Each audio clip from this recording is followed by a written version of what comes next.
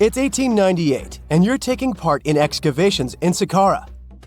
This place, not far away from Cairo, is full of ancient tombs and pyramids. You're in your Indiana Jones mood and hope to find something really phenomenal to become famous. Gold, manuscripts, treasure maps, mummies of famous pharaohs. Wait, a wooden bird? You're really disappointed as it looks like a regular toy. An old one, but still.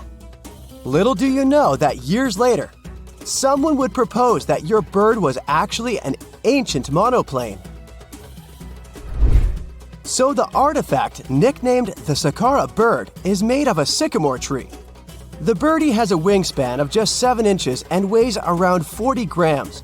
A perfect original souvenir from Egypt, I would say.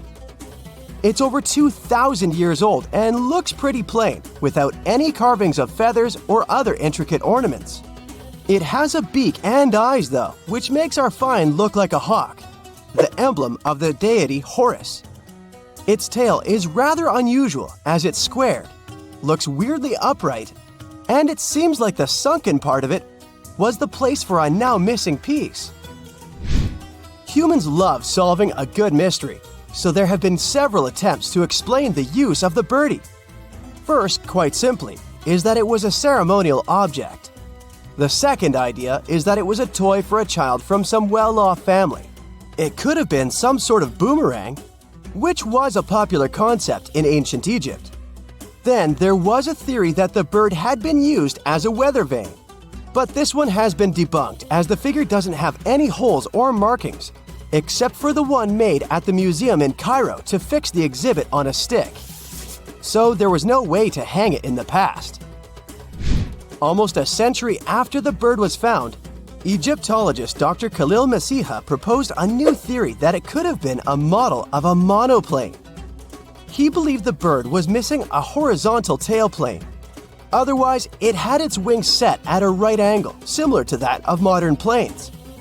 It could have worked to generate the aerodynamic lift necessary for flights. Dr. Masiha also claimed that it was common at that time to place miniature models of technological inventions in tombs. So, did the ancient Egyptians really invent the plane in 200 BCE? That would make the Wright brothers, who are considered the inventors of aviation, really upset. They made one of their first flights only in 1903.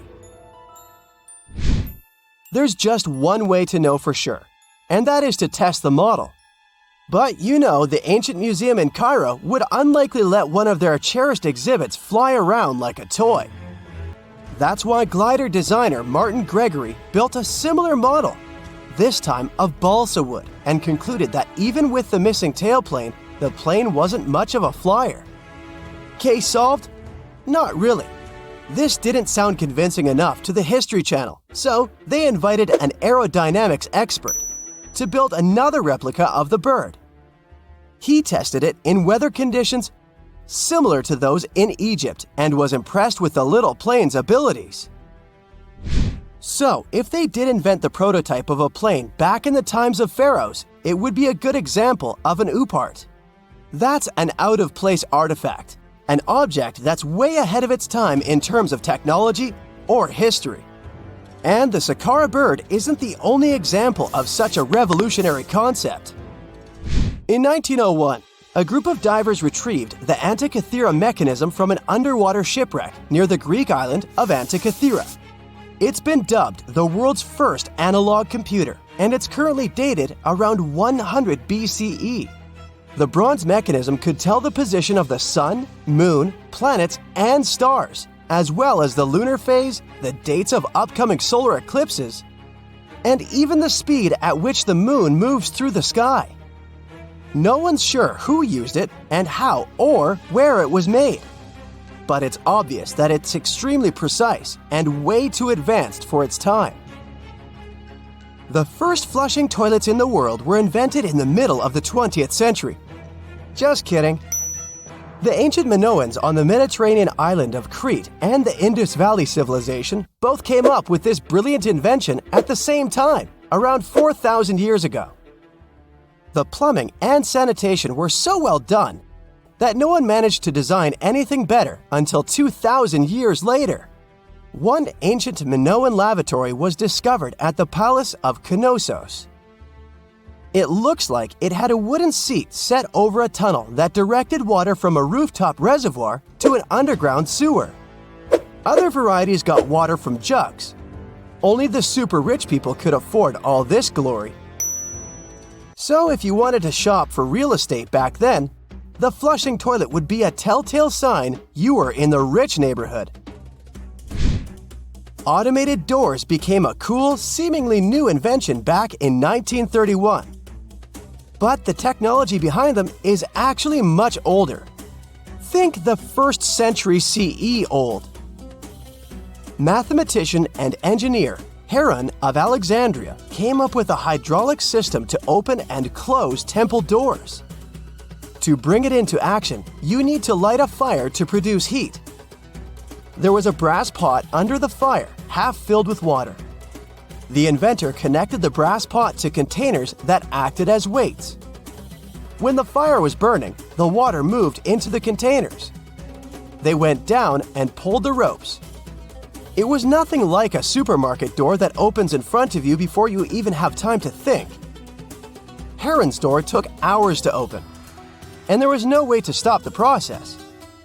That's why they only opened the doors once a day before people entered the temple, to add some mysticism at the temple during ceremonies. Spooky. Looks like the first ever battery was invented in Baghdad around 2,000 years ago. A German archaeologist found this oval-shaped clay jar in 1938. Scientists are still not sure what purpose it served and who exactly invented it. There is a theory that it was used for electroplating objects with precious metals. When they filled it with a weak acid like vinegar, the battery produced around 1 volt of electricity. Another theory says it was a vessel for sacred scrolls. Would you like to buy contact lenses designed by Leonardo da Vinci himself? In 1508, he invented a glass lens with a funnel on one side. You were supposed to wear it with water inside to improve your vision. Sounds a bit uncomfortable, doesn't it? So, around a century later, French scientist René Descartes decided to improve the idea and make the cornea contact the future lenses. Contacts because they contact your eyes, get it? The glass tube with liquid did help improve vision, but blinking was sadly impossible. 2.5 centuries later, new technologies in the glass industry let scientists design contacts that would fit in the eye and even let the wearer blink. Thanks, guys! Still, those lenses were made of heavy blown glass and didn't let the eye breathe. About 50 years later, contacts became plastic, lightweight, unbreakable, and scratch-resistant, but still covering the entire eye. And then, in 1948, an English optical technician accidentally sanded down a plastic lens and figured out they'd still be in place even if they covered only the cornea. Imagine you're living in 19th century London and need to send a message to New York. It would have taken about 10 days to get there by ship. So when delivery time went from days to hours in 1858, it was a true sensation. The first message was sent by Queen Victoria herself. It was all made possible thanks to the transatlantic telegraph cable, running under the ocean. Sadly, the new cool invention only lasted a few weeks. It took years to bring it back to life. A gruesome discovery took place in Egypt some years ago. You want to hear about it? 16 human hands, carefully buried in 4 eerie pits.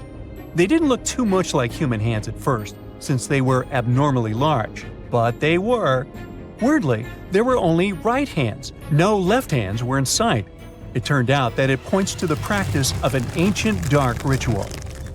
Old Egyptian art and tales talked of a ceremony where warriors would present the right hand of their adversaries as proof of victory and ask for gold in return. Egyptians believed in the afterlife, so cutting off someone's hand meant you cut off their power eternally.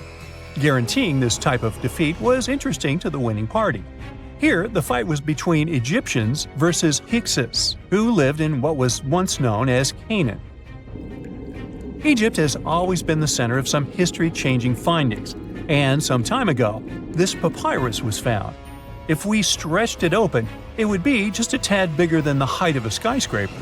The world's tiniest skyscraper, which is located in Wichita Falls, Texas. When humans didn't write on their notes app, they wrote on this thing, made from the medulla of a papyrus plant. Around 2,000 years ago, ancient Egyptians wrote something reminiscent of a book where they describe most of their funerary traditions and their visions of the afterlife. It's considered one of the most important texts from ancient Egypt and is still sold in bookstores to this day. This ancient manuscript was unearthed from a chamber located just south of the Pyramid of Djoser, located in Saqqara. Oh yes, Djoser is the oldest pyramid in Egypt and not the Giza pyramids like most people think. So recently, the site of Saqqara buzzed with excited archaeologists who probably found one of Egypt's oldest complete mummies. They believe that this beautiful and well-preserved mummy was that of a wealthy man. He was discovered in a deep shaft, covered in layers of gold leaves. There are many symbols that show he was an important and wealthy man, like the band he wore on his head, the bracelet on his chest, and the fact that he was embalmed with a tunic, which was reserved for Egypt's finest. The most exciting part of the entire discovery was finding the resting place sealed with mortar, just as the ancient Egyptians had left it 4,300 years ago.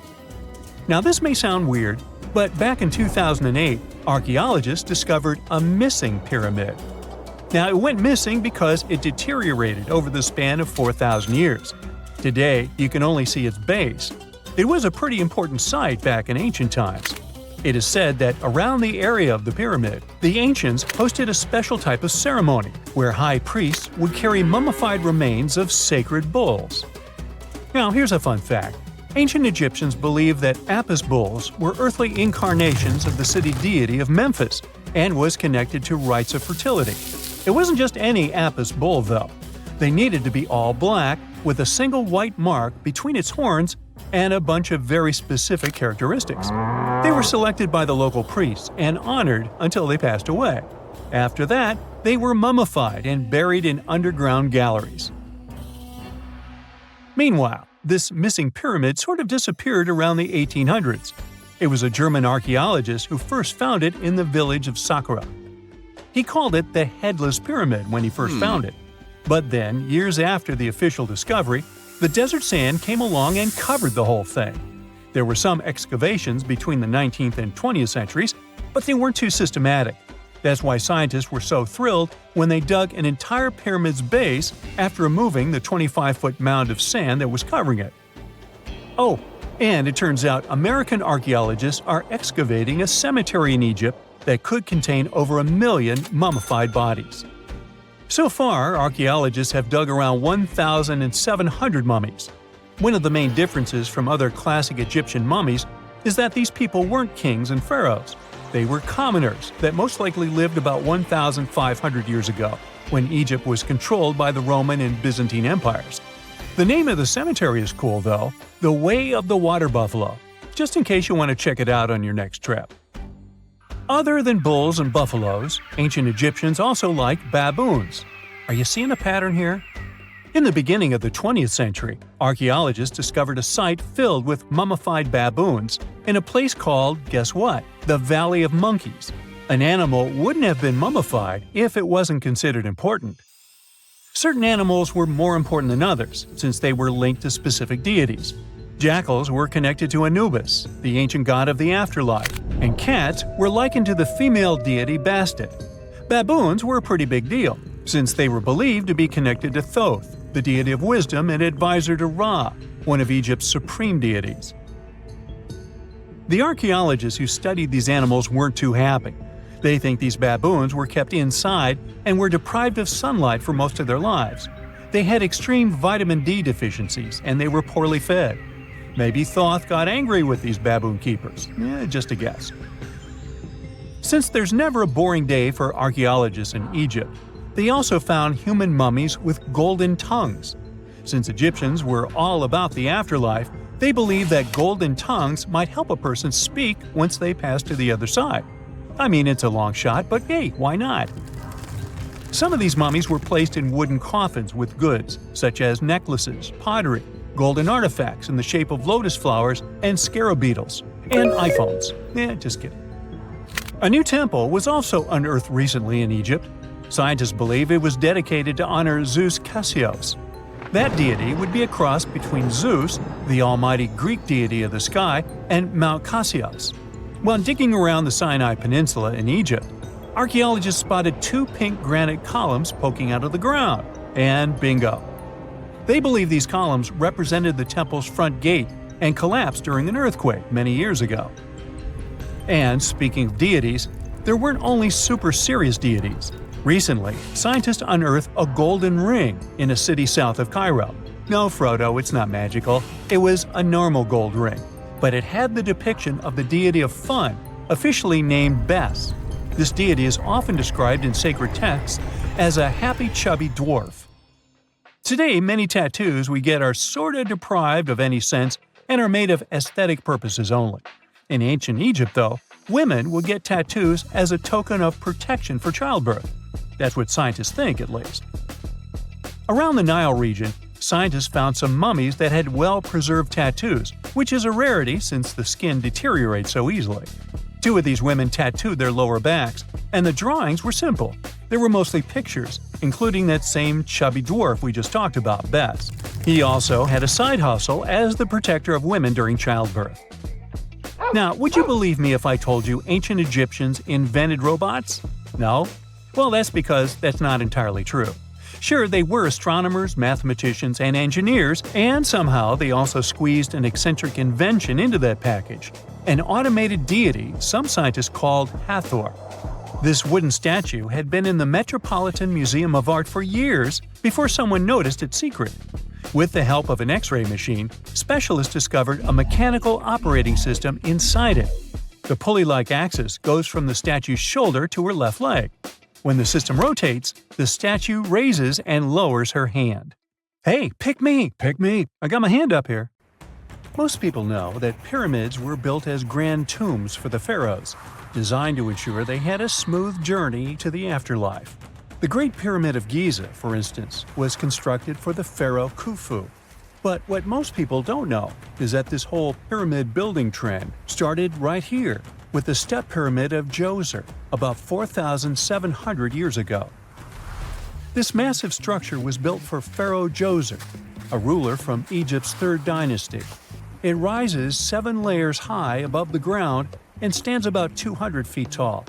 We think of it today as a phenomenal architectural project, but for ancient Egyptians, the step pyramid of Djoser turned out to be more like a massive experiment, a trial run, if you will, to perfect their building skills before they moved on to even more ambitious pyramids. Reaching new heights is super exciting, but the real mystery is what is going on below the ground. In this pyramid's underground labyrinth, there is a network of tunnels stretching about 3.5 miles long, and some researchers believe these tunnels might have been part of a sophisticated water system that could completely change what we think about pyramid construction. Let's talk about this massive complex located in Saqqara.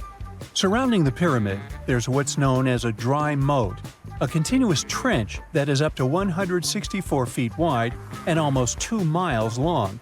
It forms a sort of rectangular shape around the pyramid. This trench has an average depth of about 65 feet. Now, if you were to add up all the earth and rock they dug out to create this moat, it would be about 10 times the volume of the step pyramid itself. For the longest time, people just assumed this trench was nothing more than a huge quarry, a place where they dug up stone and clay to build the step pyramid. Makes sense, right? But when you take a closer look, it doesn't add up. The trench is too narrow and deep to be practical for mining, and its layout doesn't match anything we know about ancient Egyptian quarrying methods. Plus, some sections of the trench are actually covered with a rocky ceiling, which would have made it nearly impossible to use as a quarry. Another theory suggests that the dry moat had some kind of spiritual significance. Maybe it was a sacred place, where souls of nobles gathered to serve the late king in the afterlife. There are even niches in the walls that work as a hint at this spiritual function. But most researchers believe that this purpose likely developed much later, long after the complex was built for Djoser. So what was the moat really designed for? In 2020, a researcher came up with a pretty intriguing idea.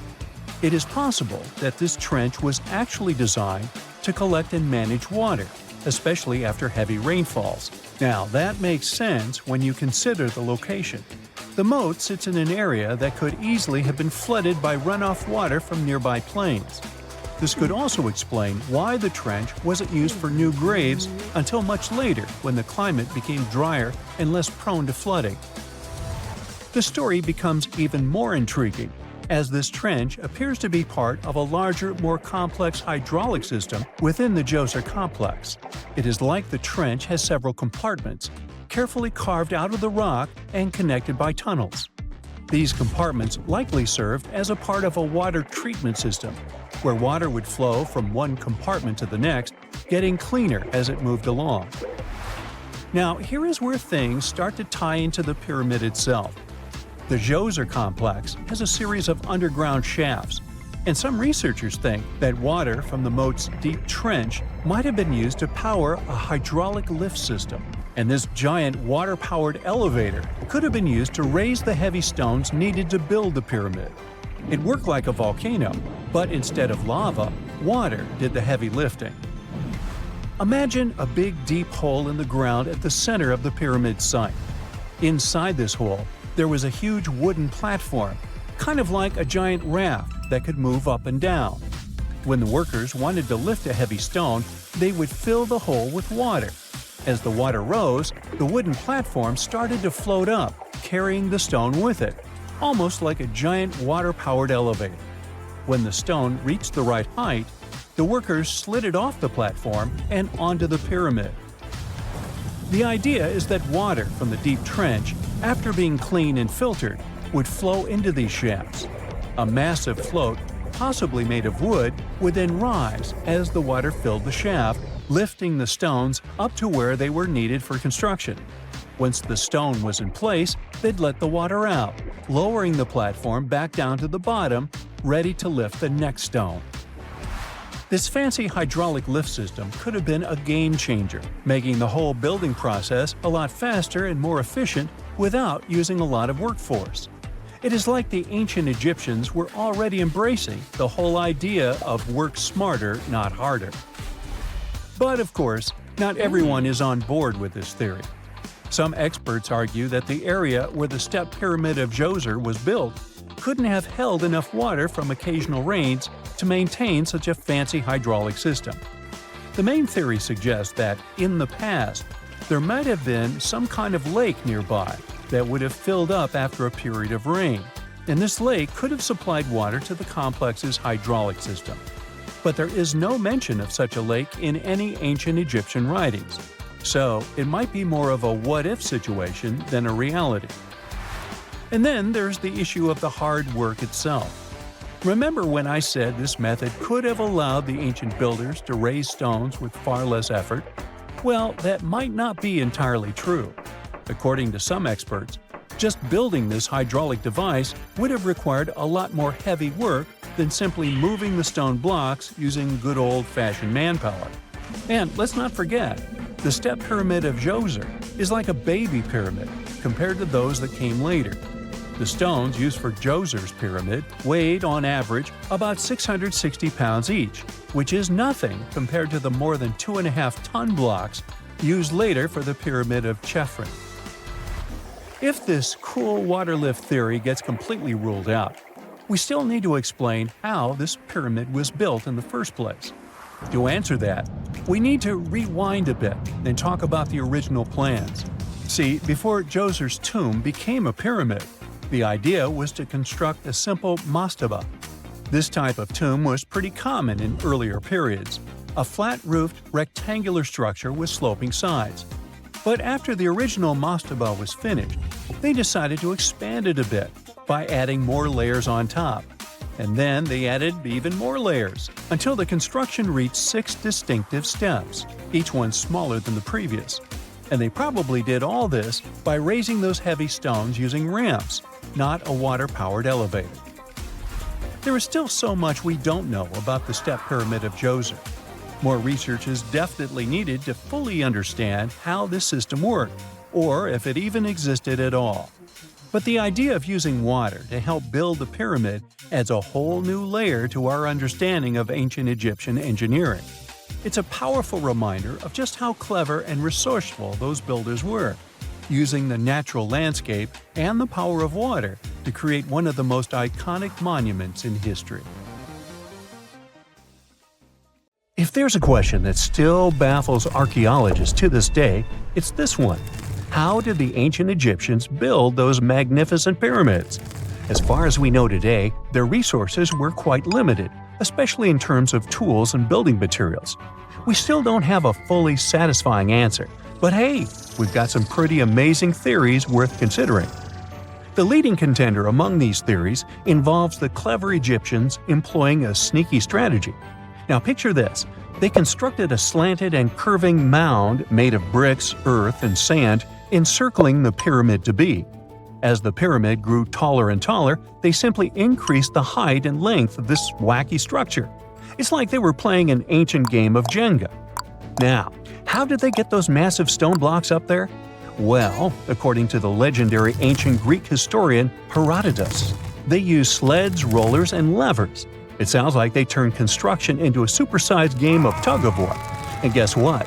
Herodotus also claimed that the Great Pyramid, the one from Giza, the granddaddy of them all, took a whopping 20 years to build. There's more. Herodotus also dropped a mind-boggling number on us. 100,000 men were supposedly involved in this pyramid extravaganza. Did they hire the entire Egyptian population? Well, it might not be as far-fetched as it sounds. These men were probably mostly farmers, so they probably focused on the pyramids when there wasn't much work to be done in the fields. Like during the flood season of the Nile River. Obviously, specialists in the archaeological community had something to add to this theory. By the late 20th century, they discovered some evidence that suggests the workforce might have been smaller and more permanent than previously thought. Instead of a massive army of 100,000 pyramid builders, they proposed that a modest crew of around 20,000 workers, accompanied by support personnel like bakers, physicians, and even spiritual leaders, could have gotten the job done. There was also this theory that claimed that the pyramids were actually built from the top downward. It suggested that these colossal structures were nothing more than isolated hills used as quarries. The stones were supposedly drawn from these hills, and over time, competing engineers took charge and transformed them into the iconic pyramids we know today. Now, before you dismiss this theory as a wild fantasy, some folks thought it wasn't completely crazy. After all, there are instances where isolated hills exist, so maybe this theory had a tiny glimmer of truth. Whether it involved ramp building or ingenious work schedules, one thing is clear. Those pyramids have definitely left their mark on history and on our imaginations. Now, speaking of ancient Egyptian mysteries, there's this gigantic unfinished obelisk sitting in ancient Egypt, and scientists are trying to figure out how it was shaped. Now, some people suggest that our industrious ancestors used handheld pounders to get the job done. One expert has a different take on the matter, though. He argues that if we take a closer look at the pattern left behind by the shaping tool, we'll notice something peculiar. The walls of the trenches surrounding the obelisk display a neat and even pattern, which is pretty unlikely if they were pounded away by mere mortal hands. According to this expert, those horizontal striations are usually the result of a tool that takes breaks while removing material, leaving its mark on the surface. But wait, there's more. Imagine the tool being rocked back and forth against the trench walls, clearing away the waste to keep the trench from narrowing. Well, in that case, the tool might have left some funky horizontal striations where it was pressed against the sidewall. This sounds like some fancy technology at play, don't you think? And guess what? The dynastic Egyptians probably didn't have access to that kind of know-how. Another famous Egyptologist from way back also uncovered a bunch of core drills during his adventures. Although the actual drill bits are missing, his collection houses these particular core remnants made of limestone, alabaster, and even granite. These constructions aren't the only amazing thing the ancient Egyptians left behind, though. As it turns out, the Egyptians were the genius minds behind the creation of the handheld mirror. Yeah, that little mirror you use every day to check yourself out. But here's the twist. These mirrors are like pieces of art. They were decorated with inscriptions and figures. But that's not all. The Egyptians had a serious concern with their appearance. They knew the importance of personal hygiene and looking fabulous. So, in their quest for pearly whites, they invented toothbrushes and toothpaste. Dental problems were pretty common back then, and their smiles weren't exactly all white. Dentistry wasn't their strongest suit, you see. Maybe their minds were distracted by all that pyramid building. So that doesn't mean those ancient toothpaste recipes weren't amazing. One delightful concoction included rock salt, mint, dried iris petals, and pepper. Some brave dentists in the 21st century tried it out, and it worked pretty well. Ground-up ash was also used in another recipe to create a tooth cleansing paste. Mint was missing, so that didn't do much for their breath. That's when the genius Egyptians came up with the world's first breath mints. They made tablets from heated spices like cinnamon, and they mixed it with honey. Now, let's shift gears to home decor, Egyptian style. They surely took ornamentation to the next level. While the concept of decorating furniture started in Mesopotamia, the Egyptians cranked it up a notch. They went all out with different colors of ink and even developed various weights of paper. Oh, and let's not forget about those cute little area rugs we all have in our homes today. Guess who came up with the idea? Yep, the Egyptians. They used the versatile papyrus plant to make those cozy rugs. And speaking of trends, the Egyptians loved their knickknacks. They had an assortment of small figurines in the shapes of cats, dogs, and people. These statues were made from various materials, like simple sun-dried mud to the ultimate bling of gold. It all depended on how loaded you were. The Egyptians were also all about farming, and they knew that clean water was crucial for their crops and animals. That's why they came up with some nifty inventions and techniques to make sure their land was fertile and their plants were happy. First off, they had the genius idea of using ox-drawn plows. They had two types of plows, heavy and light. The heavy plow would strut its stuff, cutting deep furrows in the soil, while the lighter plow followed behind, fluffing up the earth. But they didn't stop there. After plowing, the Egyptians would break up clumps of soil and sow the rows with seeds. To give those seeds a good old squish into the furrows, they'd march their livestock across the field, effectively closing up the furrows. But hey, all that hard work would be pointless if their seeds were as dry as the Sahara. That's where irrigation comes into play. The Egyptians were so good at it that other cultures, like the Greeks and Romans, couldn't help but copy their techniques. Now let's switch gears and talk about the marvelous architecture of ancient Egypt.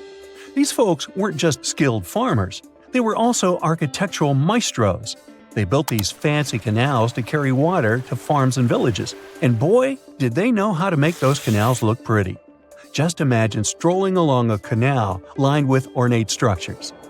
The pharaoh Ramesses the Great was quite the overachiever when it came to construction. One of his mind-blowing creations was the construction located at Abu Simbel. This building was designed so that twice a year, the sun would shine directly into it and illuminate the statues of Ramesses. And let's not forget about the corbelled arch. Without this architectural gem, we'd be missing out on some mind-boggling structures like the Great Pyramid. The Egyptians knew how to make things stand tall and proud, thanks to their engineering and construction wizardry. They built grand halls and inner sanctums that make your jaw drop. And some of these temples doubled as astronomical observatories.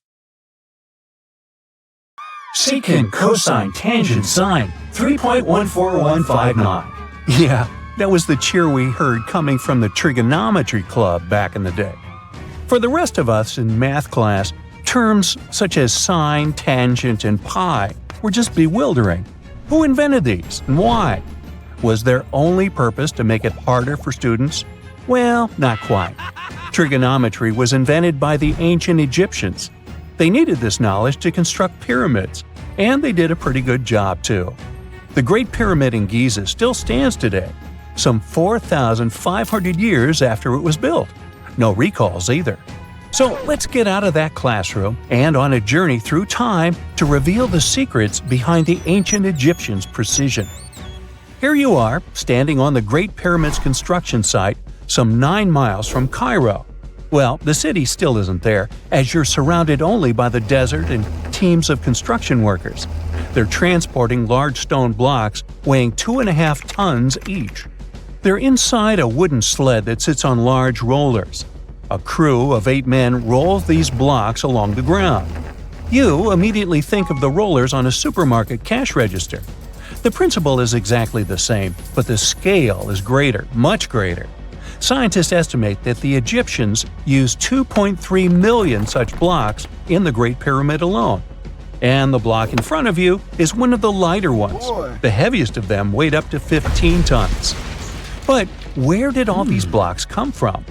Most of them originated from quarries around Giza. It's not that impressive, you think? But wait until you hear how ancient engineers transported the granite used in construction over 500 miles to the pyramid. There were no railways or highways back then, but the mighty Nile was always there. Researchers even believe that the Egyptians dug a canal to connect the Nile directly to the pyramid's construction site. All they had to do then was to wait for the flood season to begin, and voila! The rising water levels floated the heavy stone blocks for them. But how did they lift the enormous stones on dry land to stack them up to the top? Did they use oversized cranes? Well, ancient Egyptians worked around this problem, literally speaking. One of the workers is now pointing to the giant ramp going around the pyramid they're building. This is how a mountain road zigzags its way to the top. If the ramp went directly to the top of the pyramid, then workers couldn't pull the stone blocks along it. It would be too steep. Scientists have calculated that 8% could be the maximum incline. So ancient Egyptians just extended the ramp around the pyramid. Again, these are all theories, as the ramp could have been inside the pyramid, as some researchers suggest.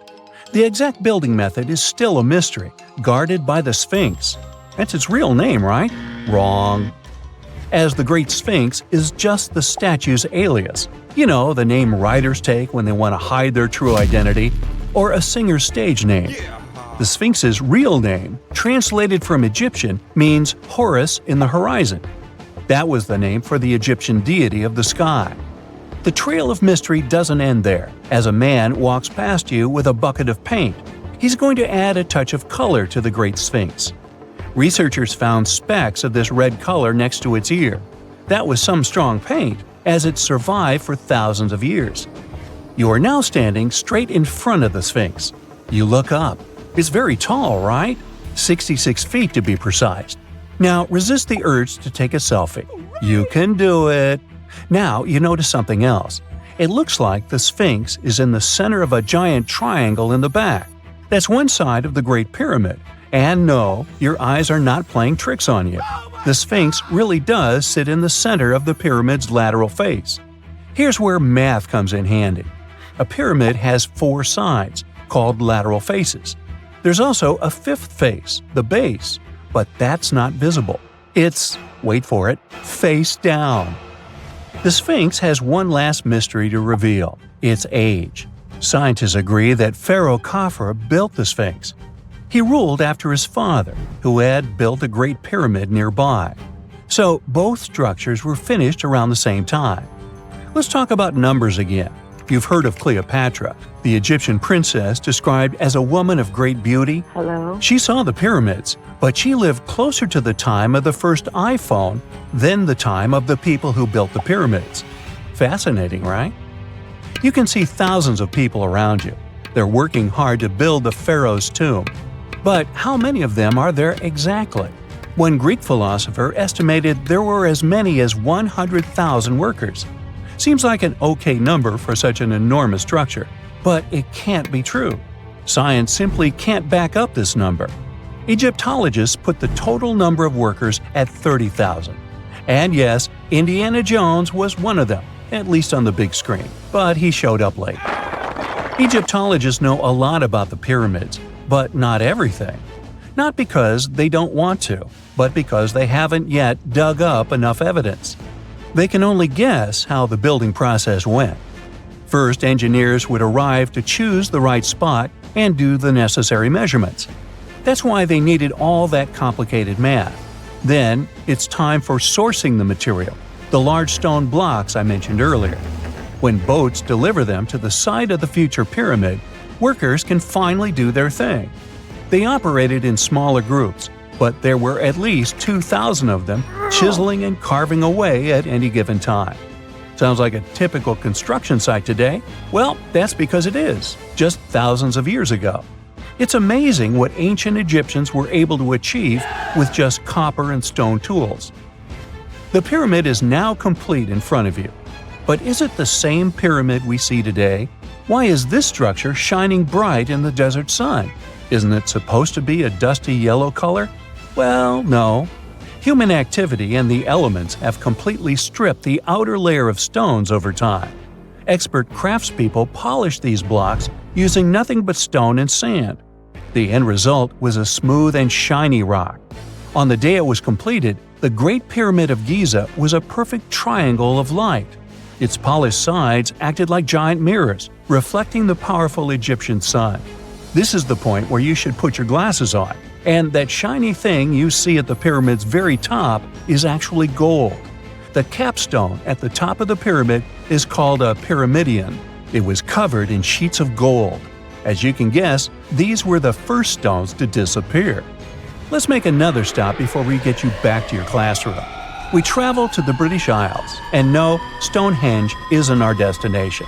It is Newgrange in County Meath. Scientists estimate that the ancient peoples of Ireland built this stone monument around the year 3200 BCE. This makes it older than both Stonehenge and the Great Pyramid in Giza. The function of the circular mound in Newgrange is the same as the one of the Great Pyramid and equally mysterious. The estimated amount of loose stone present in the valley is over 220,000 tons. And it's not just randomly thrown on a pile. The order in which the stones are set makes the structure water-resistant. That would explain how Newgrange had survived for so long. Kinda makes you want to splash out the cash for that waterproof phone case, huh? Well, you're back in your school desk, but today's math lecture is the last thing on your mind. You're thinking about how great the Egyptian pyramids are, and if we have something similar today. It turns out modern engineers are just as impressed with the Great Pyramid as you are. There's a glass pyramid sitting in the main courtyard of the famous Louvre Museum in Paris.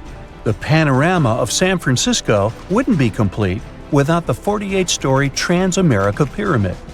But Las Vegas went the furthest. There we find the Luxor Hotel.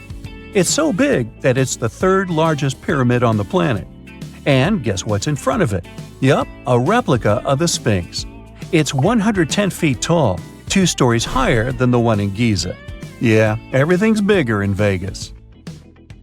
In 1850, French scientist Auguste Mariette went to Egypt looking for manuscripts, but accidentally found a head of a sphinx sticking out of the dunes. He cleared the sand and figured out the Sphinx was guiding the entrance to some underground construction. Several months later, he finally entered the Serapeum of Saqqara. Inside, he found an enormous granite sarcophagi with remnants of 64 bulls.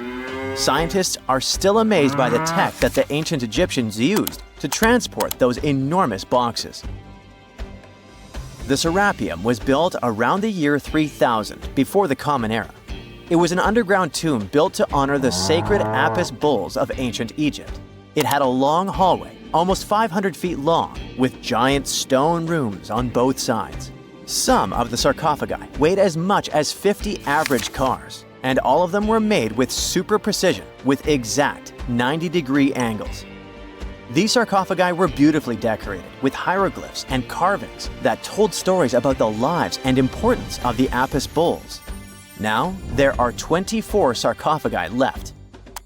In ancient Egypt, Apis bulls were very special animals connected to the deity Ptah. They thought the bulls carried Ptah's spirit and wisdom, helped the pharaoh, and protected the Egyptians. Priests looked for special markings on young bulls to find Apis bulls. It could be a white triangle on its forehead, which symbolized divine light. a shape on its back like a vulture's wing, and a scarab shape under its tongue, which stood for rebirth. If a bull had these signs, they believed it was chosen by Ptah and treated it like royalty. The chosen bulls lived in a special temple in Memphis, the city where they worshipped Ptah. They received the best care and offerings from visitors who wanted their blessings. When an Apis bull passed away, it was treated with great honor and mummified. When Mariette entered the Serapeum, he noticed traces of rollers on the gallery's floor and found 2 wooden horizontal winches. Each had 8 levers. Later, other explorers saw double rails. The burial chambers were lower than the hallway floor. To get the boxes into place, workers filled the chambers with sand so the sarcophagi could be rolled in straight.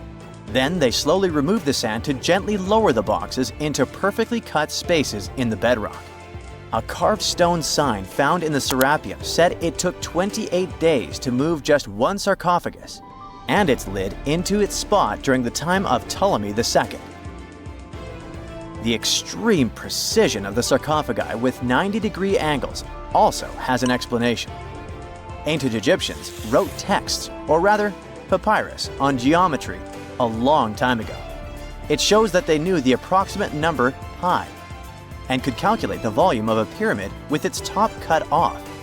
If they could figure out complicated math like that back then, it makes sense that they could also carve perfectly flat surfaces 500 years later. All this sounds pretty legit, but some people think certain things don't add up here.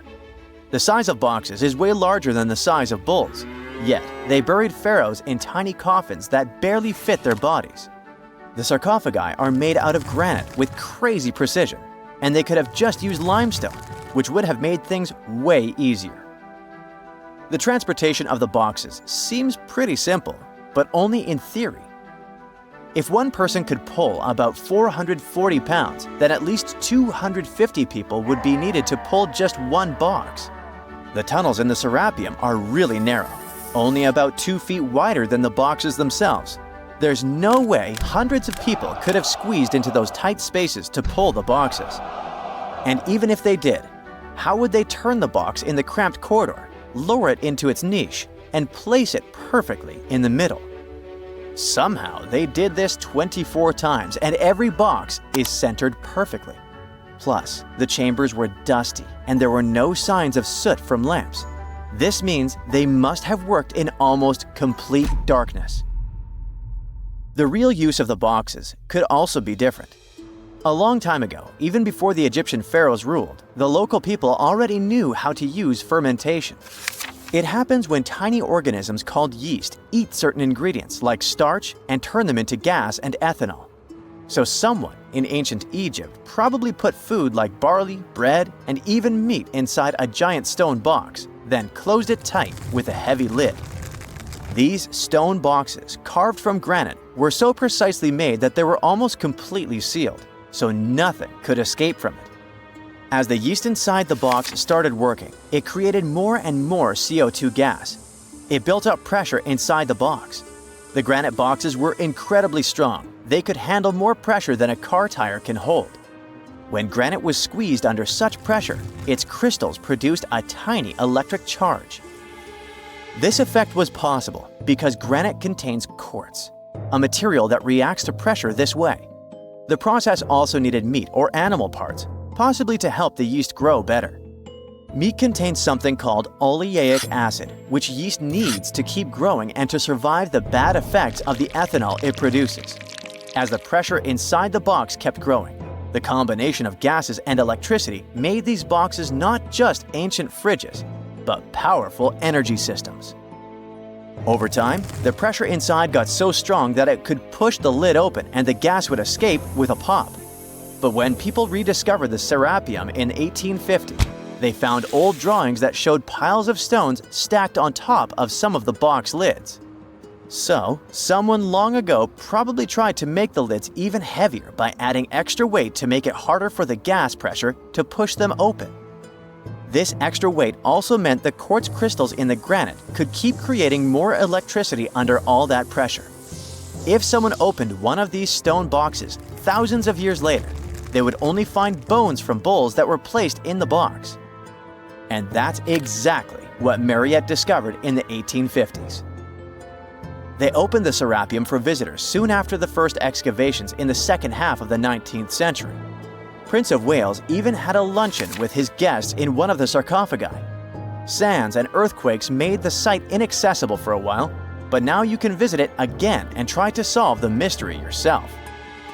With new tech, we could have answers to many other historical mysteries soon.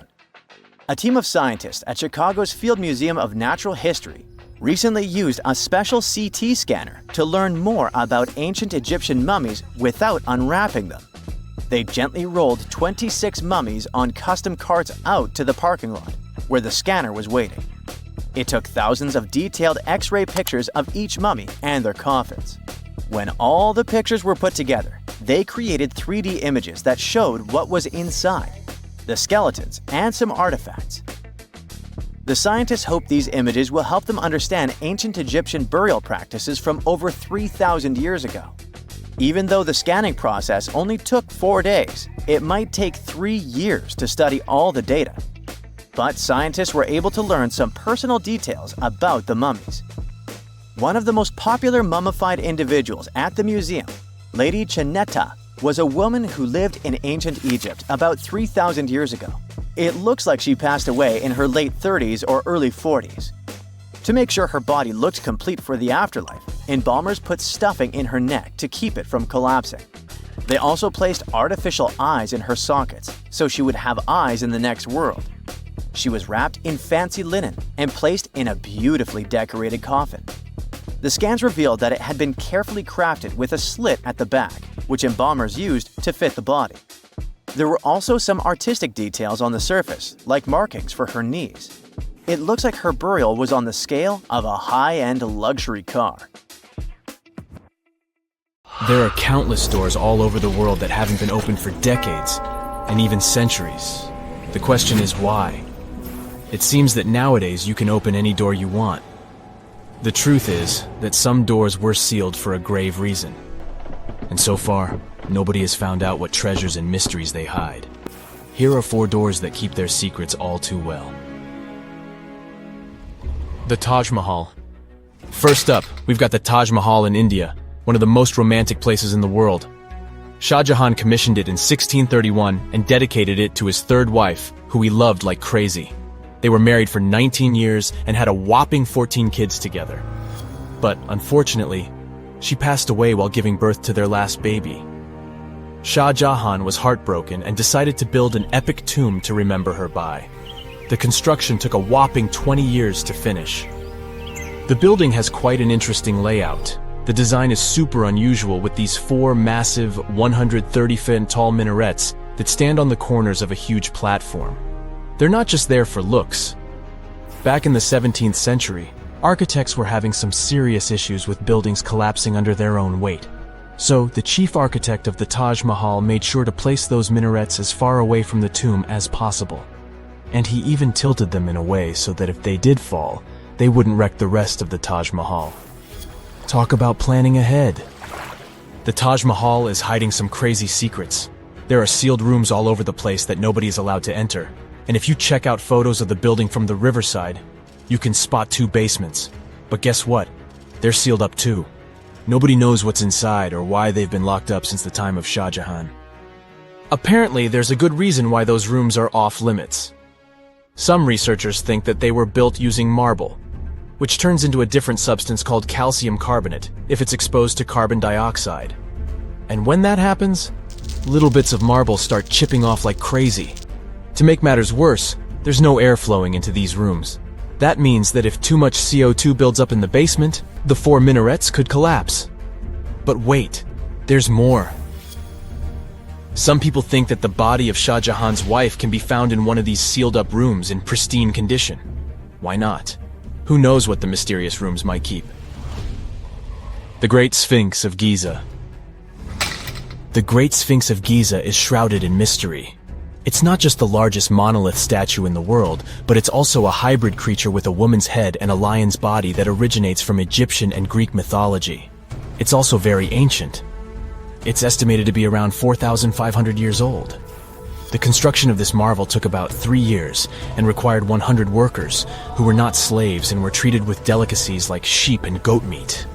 It is also thought that it used to be much more massive than it is now. Archaeologists found huge stone blocks and abandoned toolkits near the site. However, the real secrets of the Sphinx lie underground, near its paws. A group of scientists used a seismograph to detect 2 hidden chambers beneath the Sphinx's paws. Some people think that these rooms might be the legendary Hall of Records, which holds ancient scrolls revealing the secrets of the universe. I mean, that's way cooler than any library I've ever been to. Rumor has it that the Egyptians even had info on Atlantis stashed down there, which is like a super old version of a conspiracy theory. Unfortunately, we can't go on an adventure to check it out just yet. The chambers presumably have 2 entrances, but both remain sealed. The researchers haven't yet received the green light to check out their theory. Let's hope they won't keep us in suspense forever. Sri Padmanabhaswamy Temple. This temple is located in the beautiful state of Kerala in India. This temple is famous for more than just its breathtaking beauty. Underneath the temple there are 6 vaults, creatively named A, B, C, D, E, and F. The enormous iron doors to these chambers add to the mystery of what's behind them. A few years back, the authorities decided to open these vaults to the world, but it wasn't an easy task. You can't just open the doors and enter the vaults. It required a lot of work. It took them a while, but finally, in 2011, they opened 5 of the 6 chambers. And guess what they found? Tons of treasure. Bags of gold, precious gemstones, and priceless diamond jewelry.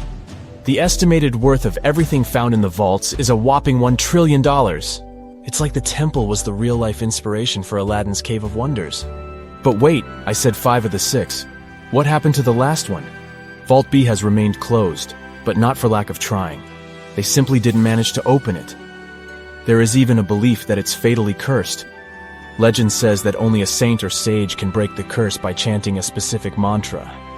But no one has been able to do this yet, presumably because we don't have saints or sages at our disposal. There is also rumor that in the 30s some temple invaders tried to enter Vault B to do some good old looting. But they never reached their target.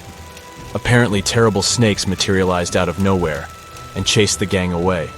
But of course, this is just an urban legend, and there is not proof of that. However, it is said that the Auditor General dealing with the temple claimed that Vault B had been opened at least 7 times since 1990, and nothing bad happened to anyone who entered. Who knows? Maybe we should send Indiana Jones to check it out. The First Emperor's Tomb. Deep under a hill, completely undisturbed and surrounded by dangerous traps, lies an ancient 2,000-year-old tomb. It belongs to Qin Shi Huang, the first emperor of China. He was born in the Qin state and became king when he was just a boy. But when he grew up and gained full power, he united the warring states ancient China was divided into by conquering them. After that, he created the Qin dynasty. When he died in 210 BCE, they buried him deep underground in a massive tomb. And when I say massive, I mean massive!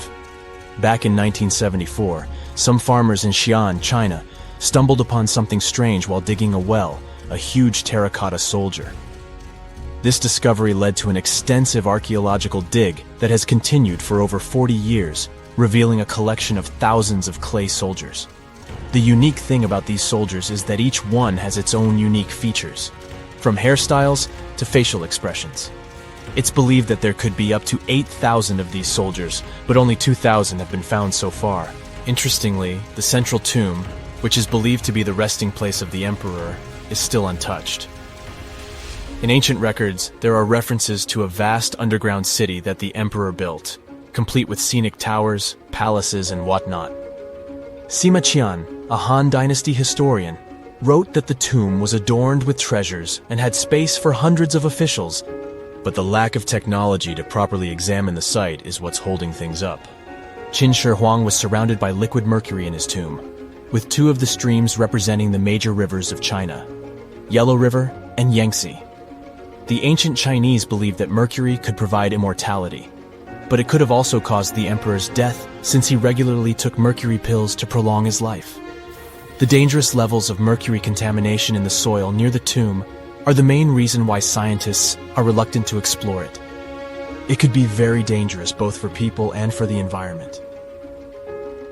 Now, if I had to choose which door to open, I'd probably go for the one that doesn't lead to a tomb surrounded by poisonous mercury.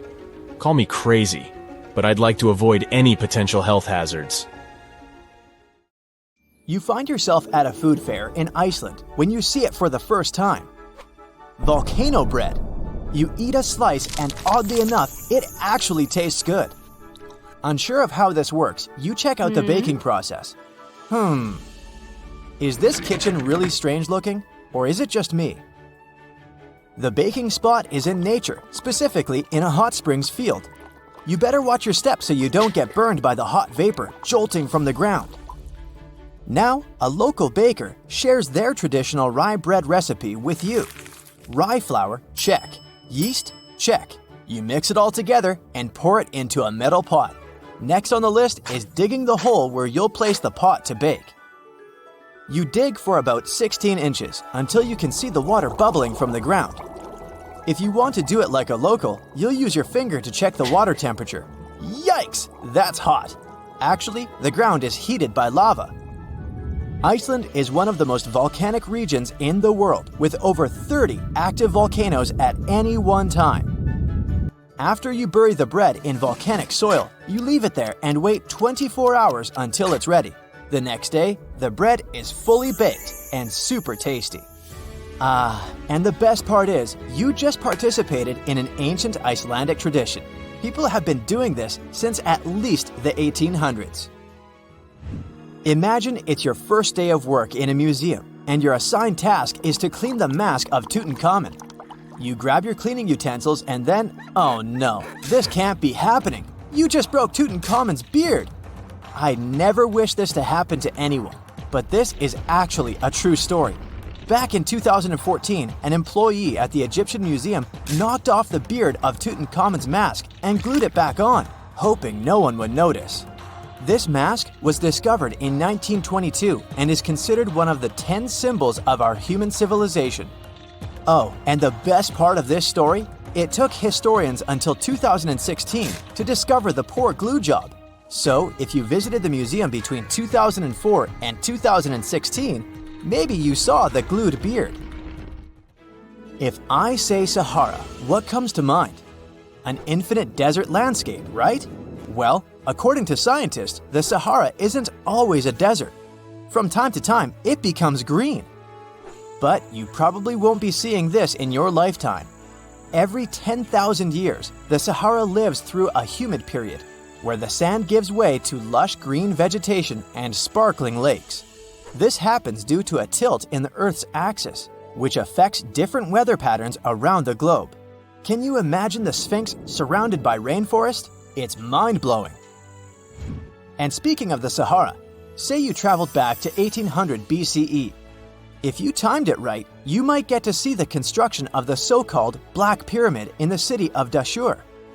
These are not the famous Giza pyramids, but they serve the similar purpose of being a final resting place. In 1892, archaeologists excavating the area found an important part of the Black Pyramid that was lost for centuries. The benben, also called a pyramidion, was the tip of ancient Egyptian pyramids. A benben consists of a solid block, usually made of limestone. Most of them were covered with gold and reflected the first rays of light from the sun every day. Can anyone get me a time machine, please? Remember when you ate something really spicy, your cheeks turned red? Apparently, that can happen to birds too. For example, canaries can change colors after eating peppers. These birds have a special pigment that allows them to switch shades depending on their diet. So, if a yellow canary eats red peppers, it can turn orange or red. Can rocks move on the ground on their own? Well, you might be under that impression if you visit Racetrack Playa in California. The site is a dry lake bed and home to one of the world's strangest phenomena, the so-called sailing stones. Think 100-pound rocks moving around alone, leaving behind trails as long as 1,500 feet. They were discovered in the 1900s, and until recently, no one was lucky enough to be on the site while they were moving. It was only in 2014, after much observation and research, that scientists solved this mystery. The sailing stones appeared because of the perfect balance between wind, ice, and water. When it rains, the water that falls on the ground freezes and forms a coat of ice above the ground. If it's windy, the rocks are easily pushed around, sailing along the lakebed. But hey, if you ever visit Racetrack Playa, don't disturb the rocks. On the western coast of France, you'll find the vacation hotspot known as the Island of Ré. It attracts tourists looking for scenic landscapes and beautiful beaches, but that's not all it's famous for. There, an extraordinary phenomenon occurs when two different wave patterns collide with each other, something called a cross sea. It's almost as if the sea were a checkerboard divided into hundreds of squares. And no, it's not an optical illusion. A cross sea only happens in places where different quality waters meet. For a tourist to see the cross sea in Ré, this probably means that there was a storm in a different sea nearby. This stormy water travels with the help of currents and meets the water of Ré, creating these oddly shaped riptides. Oh, and apart from this island and Israel, there's nowhere else in the world where you could see such a thing. The following sight will either give you goosebumps or make you marvel at its weirdness. I'd say it depends on the time of day you visit.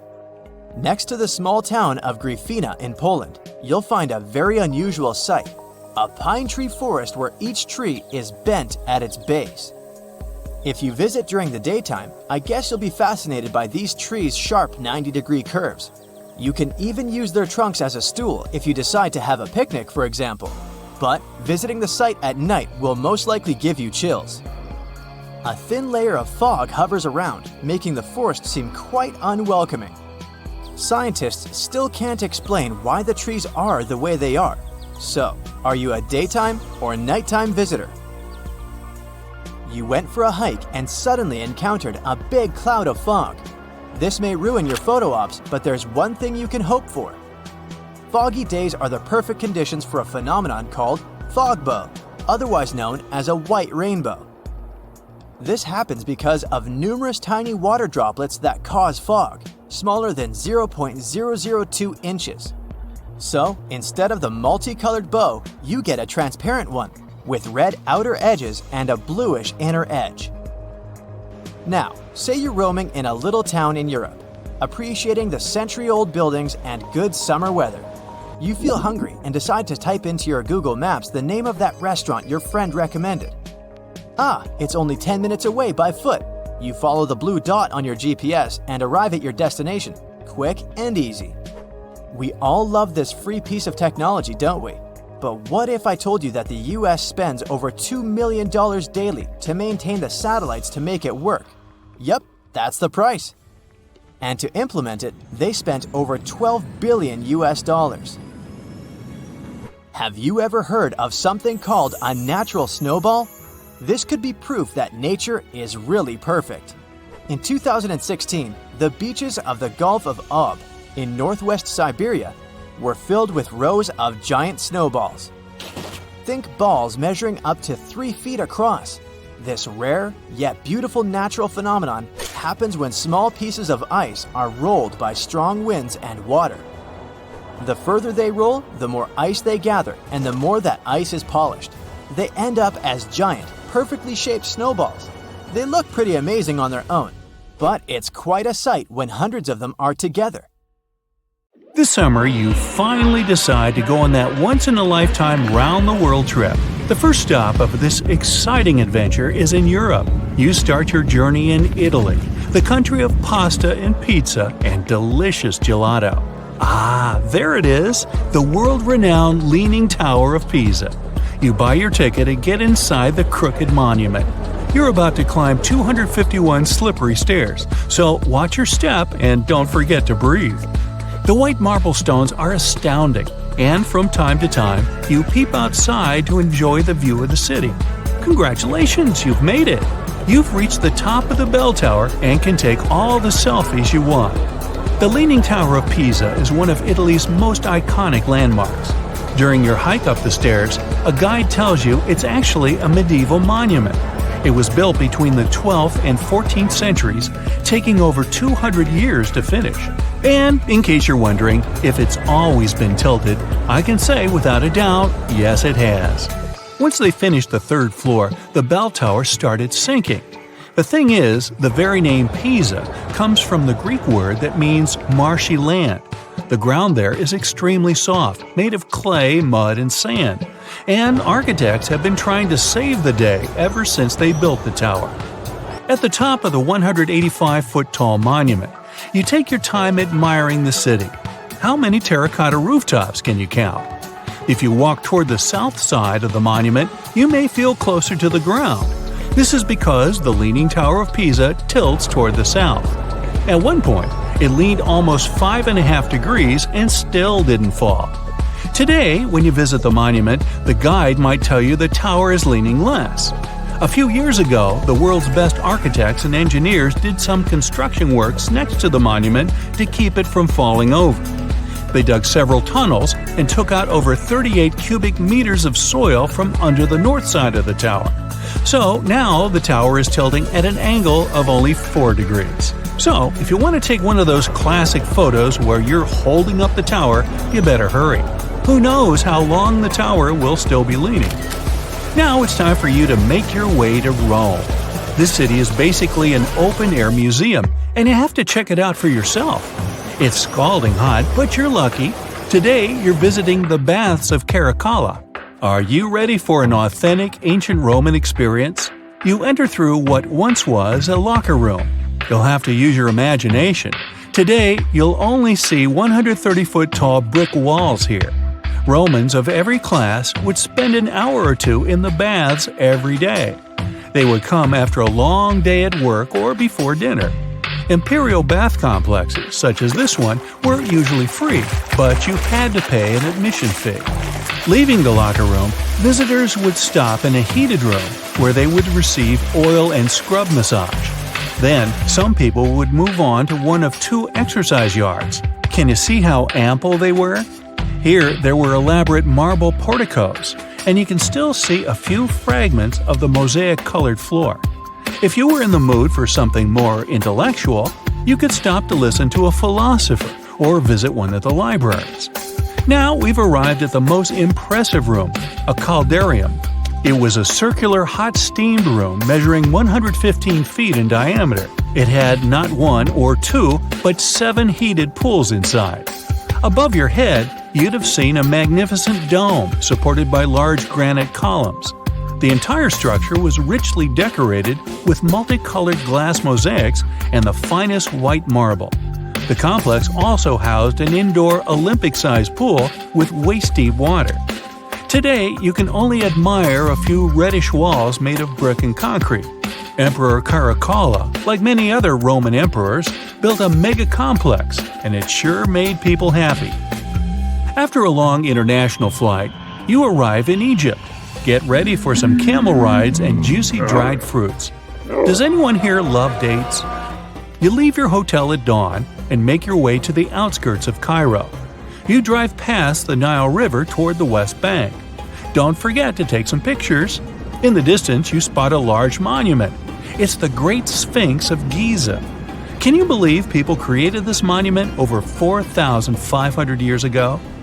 Once you get closer, you see the Great Pyramids just north of the Sphinx. You learn that, unlike the pyramids, the Sphinx was carved directly from the bedrock of the Giza Plateau. Until today, it's one of the largest statues in the world, measuring 66 feet in height and 240 feet in length from paws to tail. The face of the Sphinx looks a tad beaten today, but according to archaeologists, it wasn't always like that. A Photoshop reconstruction of the Sphinx gives it a very different look. As you can see, at one point, the Sphinx's nose was chopped off together with parts of the chin. Scientists believe that the statue is a representation of the great pharaoh Khafra. This is why its face resembles a human so much. Just below the eyes, a dark carved line was added to represent the charcoal eyeliner ancient Egyptians used to wear. Fun fact, this wasn't only a beauty habit. It protected their eyes from ultraviolet rays. In a desert region that gets so much sunlight, this might come in handy. Until today, researchers debate whether or not the Sphinx had a beard. Many believe that if it was meant to depict a pharaoh, it most likely had a braided beard that got destroyed by erosion or humans.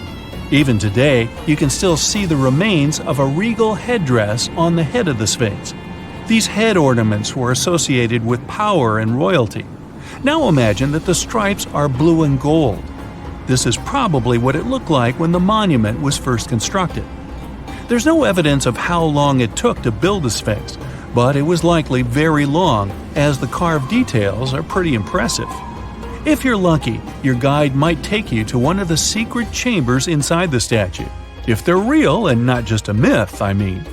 The crystalline waters of Greece.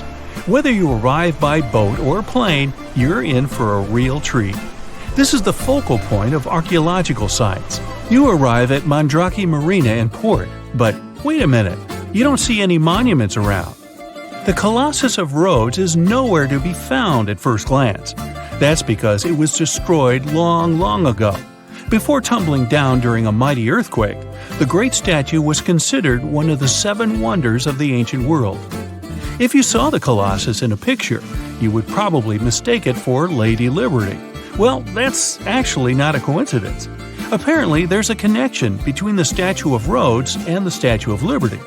They were both built as symbols of freedom, and Lady Liberty is often referred to as the modern Colossus. The Colossus stood at 100 feet tall, but today all you see is a concrete jetty with a huge gap in the middle. Now, imagine a bronze statue straddling both ends of the bridge. The Colossus was built back in the 3rd century BCE, and 900 camels took part in the construction. The statue existed for approximately 54 years before it was ruined by a powerful earthquake. It hit the city so hard that all that was left of the statue was one very large foot. Even so, people kept visiting the monument.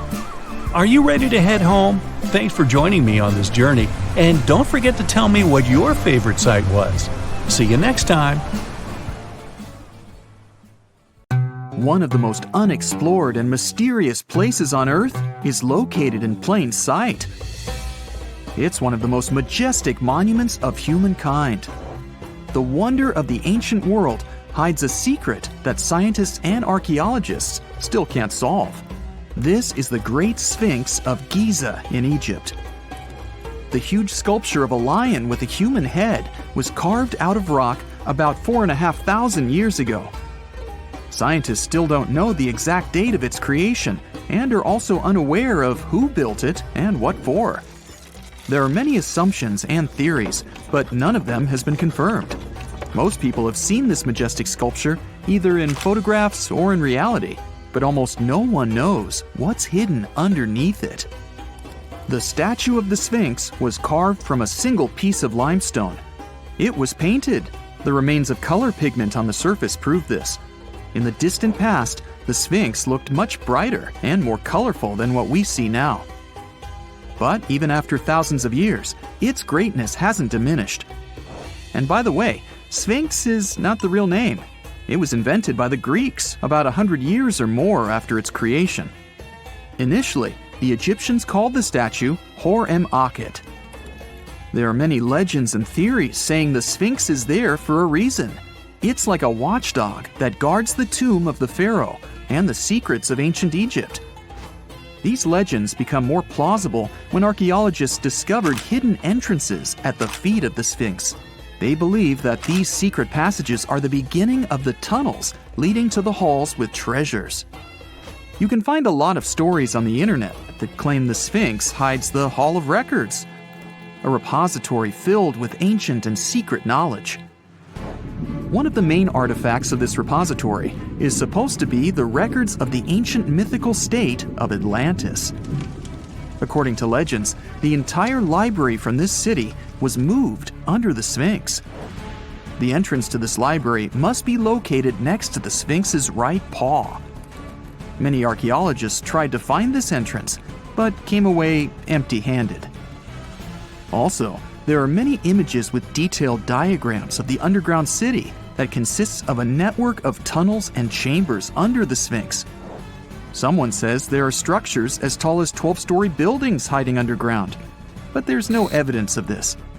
Archaeologists, even after millennia, continue to explore the mysterious sculpture. At the same time, many Egyptians don't want to learn more about the Sphinx. They're terrified of awakening something supernatural. In 1998, scientists discovered tunnels leading to empty caves under the Sphinx. They found evidence of earlier excavations there.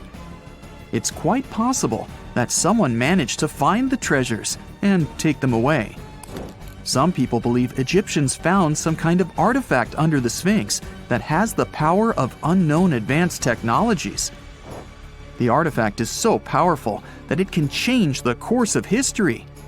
Of course, most theories are just fairy tales of conspiracy fans, but it's a confirmed fact that the Sphinx hides a system of caves and rooms.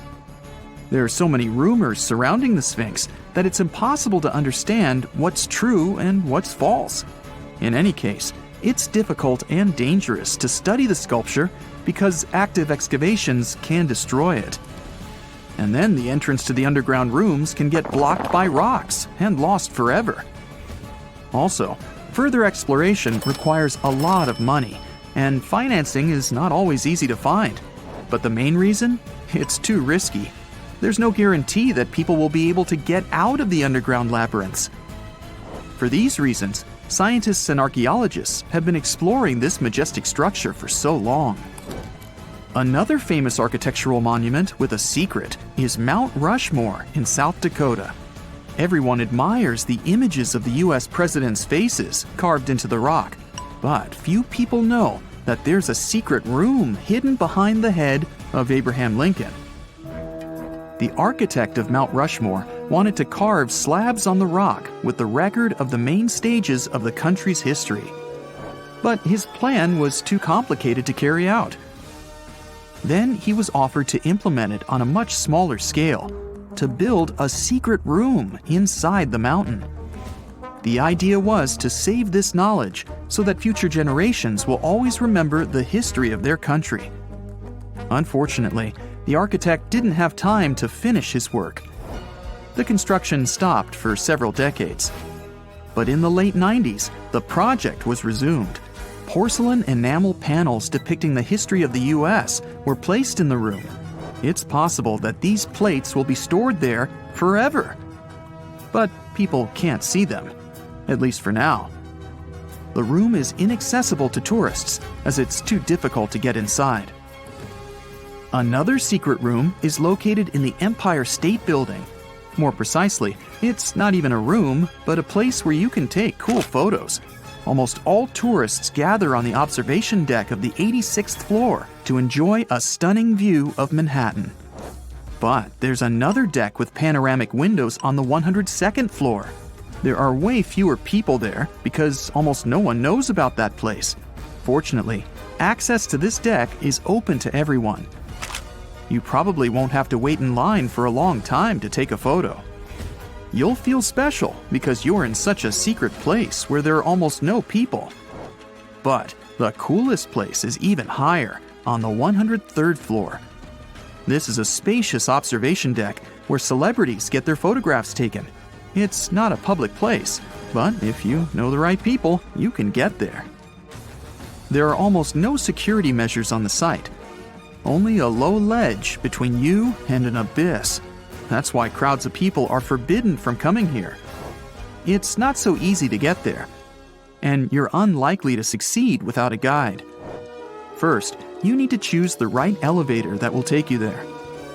Then you'll go through several engineering rooms filled with pipes, electrical panels, and other technical stuff. The final part of your way is a set of stairs inside a tiny corridor. And here you are, at the top of New York. Now we're in Paris. See the Eiffel Tower? Inside it, there are restaurants and observation decks. But if you try hard, you can find a secret apartment. Now it's a museum, but it was built so that people could live in it. The architect of the tower, Gustav Eiffel, created this apartment in 1889 for himself. It's almost at the very top of the Eiffel Tower. Imagine what a beautiful view he observed every day. He was the first and only tenant. No one else could gain access to this place. When the architect passed away, the apartment remained empty for a long time. Only recently, they restored it and turned it into a museum. Inside, the epoch of the last century is recreated. They even put wax figures of Gustav Eiffel, his daughter, and the American inventor Thomas Edison inside the room. This place is filled with an endless stream of passengers, office workers running late, visitors from other cities, noise, and train whistles. At Grand Central Station in New York, among all these sounds, you can hear the sound of a ball hitting a racket, if you're in the right place. A real tennis court is hidden inside New York Central Station. It belongs to a tennis club that arranges corporate games for employees of many companies. The club was opened in the 60s. Now we're moving to London, Charing Cross Road. It isn't easy to find one secret place here. To do this, you need to look carefully at your feet. Do you see these sewer grates in the asphalt? Inside them, you can notice two signs with the name Little Compton Street. Yeah, there's another street right below you. It disappeared from all maps at the end of the 19th century. Charing Cross Road was built over it. The identification signs that you see are part of old engineering tunnels. There's another interesting place in London. It's located in the southeast corner of Trafalgar Square. At first glance, it looks like a thick lamppost, but there are too many tourists walking around. You come closer and realize that one person can easily fit inside the post. The lamppost belongs not to an electrician, but to a police officer. Yeah, this is the smallest police station in the world. It was built in the 1930s and used as a watch post. Officers had to sit there one by one and watch Trafalgar Square. That always attracted a lot of pickpockets and all kinds of other criminals.